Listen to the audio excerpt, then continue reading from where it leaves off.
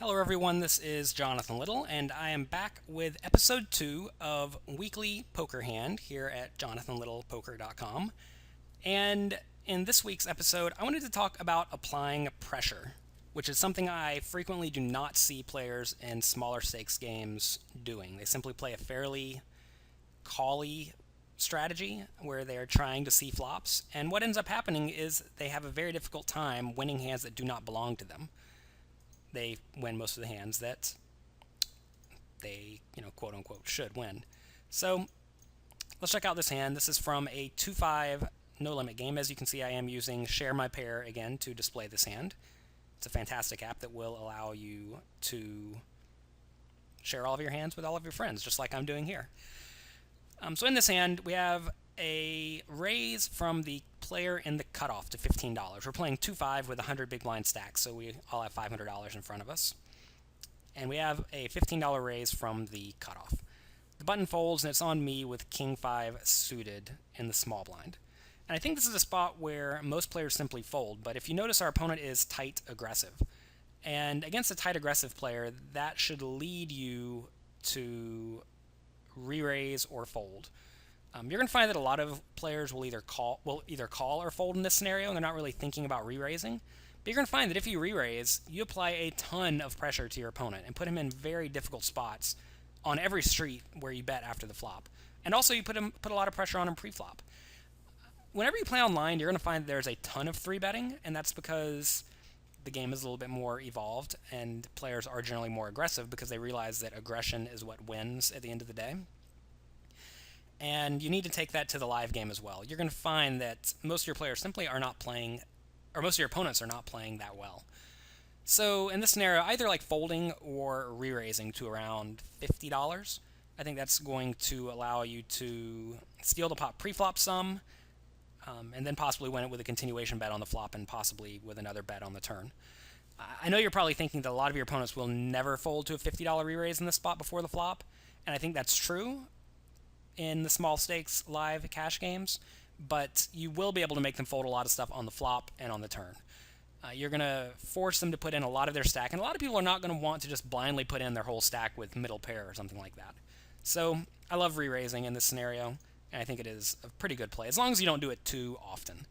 You'll find that if you are constantly re-raising in this spot, your opponents will start playing back at you by 4-betting, where they raise to 15, you raise to 50, they make it 120 or something like that, and then you have to fold or shove if you want to get real creative.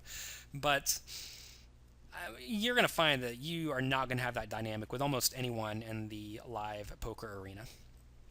So I re-raised to $50, he calls. This hand wouldn't be too interesting if he just folded, would it? So the flop comes Queen 7-2 with 2 diamonds. I have the King 5 of spades, so this is not a very good hand. I guess it's worth mentioning before the flop, if I had King 5 offsuit, I'd be much more prone just to fold. Being suited does add a lot of post-flop equity to your hand. Not necessarily because you're going to make a flush on the flop or anything like that, but because you will flop a flush draw and be able to continuation bet happily. Or you may flop a backdoor flush draw and then turn a flush draw, and that just gives you extra cards you can continue to barrel on happily. So, Queen 7-2, what do I need to do? Well, I'm certainly not going to check fold. I think check folding is an atrocious play.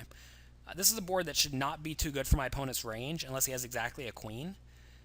And even if he does have a queen, my king's probably live, so I have some amount of outs. I think if you do bet, you will find that a lot of players call with stuff like pocket jacks through 8s, and I think my opponent's going to call most 7s on the flop. But my plan is to continue betting on a lot of turns to hopefully force my opponent to fold everything besides a queen or better. So whenever you make your flop bet, you have to sort of construct a range in your head of what you can perhaps make your opponent fold. Actually, let me pull up a hand equity calculator to show you what I mean. So let's say before the flop, we don't think our opponent has a big pair because he would have 4-bet us pre-flop. Let's say our opponent's flop range is going to be a lot of jacks and lower, maybe ace, queen, ace, jack, ace 10, king, queen, king, jack, king 10, a bunch of marginal suited connected hands that are pretty good. And then the big Broadway cards. I think a lot of players aren't going to fold big Broadway cards. So I think you're going to narrow most opponents' pre-flop calling ranges to perhaps something like this. As you can see, it's mostly big cards, suited connectors, and pairs. On the flop, on Queen 7-2, he's going to fold out 3s, 4s, 5s, and 6s. I want to make it clear. This is around 14% of hands before the flop, which is probably much wider than our opponent should be calling with because a lot of these offsuit hands are sort of junky. But let's assume our opponent's going to call 14% of hands just because he's sort of a calling station. He's going to fold out all of the small pairs that are not sets. He's going to fold out 9-8, 10-9, Jack-9, Jack-10, Ace-10, Ace-Jack, King-Jack, King-10. And he's going to be left with all of the queens, all the big queens, Jacks, 10s, 9s, 8s, 7s, and then 8, 7, 7, 6, and pocket 2s. So automatically, by continuation betting, notice our opponent's going to go from having 14% of hands to 7% of hands. So what that means is by making this flop continuation bet, we can expect our opponent to fold about half the time, which is fantastic, especially since I'm not going to pot it. I'm going to bet something like $50 or $60. So my bet needs to work about a third of the time or half the time, and it's going to work about that, if not more. So I think this is a pretty good spot to go ahead and make a bet. So I do bet 65, and the opponent does Clint elects to call. I need to try to figure out what he is calling with. So like I said, I do think it is going to be about this range. And now I have to ask myself, if I bet again on the turn, can I get him off of all of the hands worse than a queen? So notice that we have 7% of the hands, and we can now cut that down perhaps to about 5% of the hands. So we'll make him fold another 33% of his range if I blindly bet again on most turns. And also, notice we got a beautiful turn in the ace of clubs. So now the board is queen 7 to ace with 2 flush draws. I guess our opponent could have the flush draws in his range, but those actually aren't going to make up too much of his range because there are very few suited combinations of hands that are exactly diamonds. It would probably add maybe 1% of hands or something like that. I think that we probably should go ahead and bet again. And again, we don't need to bet huge. On the ace, I think the ace is really good because notice if we go back to his range, he could perhaps find a fairly big fold with a lot of the queens. And now that will leave him with only 2.5% of hands. So he started with 14% of hands that he would call a re-raise with preflop, and all of a sudden we have him cut down to a whopping 2% of that, 2.5% of that. So by re-raising preflop, betting the flop, and betting the turn, we are going to make most tight, aggressive, fairly straightforward players fold almost their entire range. So I definitely like betting again, and I don't have to bet large. I think maybe 115, 125 would be good. As you see, the sizing was a little bit big. I bet 125. You don't have to bet too large to make your opponent fold their marginal hands. So I definitely think this is a beautiful example of 3-betting pre-flop, betting the flop, and then firing again on the turn. I think even if the turn was not an ace, a turn bet is in order.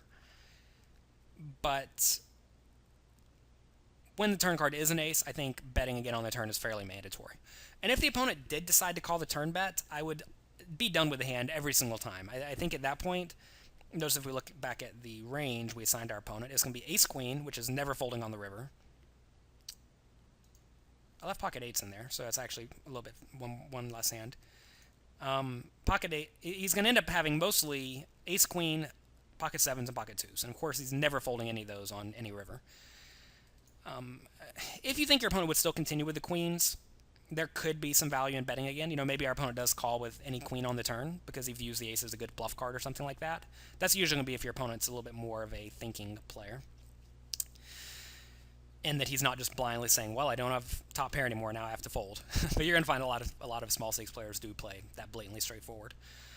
If your opponent will continue calling the turn with a queen, you should probably bet again on the river. Notice the pot would be about 400 something if he called the turn, so perhaps bet, maybe even all in. You really don't want to bet an amount that induces your opponent to call the queen on the river because you're trying to make him fold all of those. And if you don't think a turn bet will get it done, you could consider firing the river. That does become very high risk and high variance, and I recognize a lot of guys will not want to risk their whole stack in that scenario, but it often is going to be a good play if you think your opponent will call the turn with his marginal made hands. Also, it's important to note that a lot of players will simply raise the turn with their ace-queen and pocket 7s and pocket 2s because they are afraid of getting outdrawn by the flush. A lot of players, especially at small stakes, are deathly afraid of flush draws, even though those are not really that big of a concern. They're a little bit of a concern, but they're not a huge concern. And if you have something like pocket sevens in this hand, you do not want to raise on any street because you're going to force your opponent to fold a lot of his range. Notice if my opponent just raises on any street, I'm pretty much done with this hand.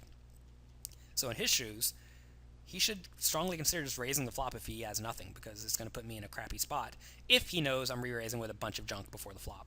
So always be sure to think about what your hand looks like to your opponent, but recognize your opponent will probably not do too much about marginal levels of aggression. And this is a very high level of aggression on this exact hand, but in general, I'm not doing this every single hand. This would be something I would do maybe once every 2 orbits or once every 3 orbits or something like that. Just enough to keep my opponents guessing and allow me at least the opportunity to get paid off whenever I do pick up a premium hand. So thank you very much for watching this week. Again, check back at jonathanlittlepoker.com for blog posts by myself and perhaps some other people, as well as Weekly Poker Hand. If you want any of my additional products that I have to offer, definitely check out the products tab. I have a lot of webinars where I get very in-depth on tons of subjects. So check those out. I think those are extraordinarily beneficial. Thank you very much for watching, and I will talk to you next time.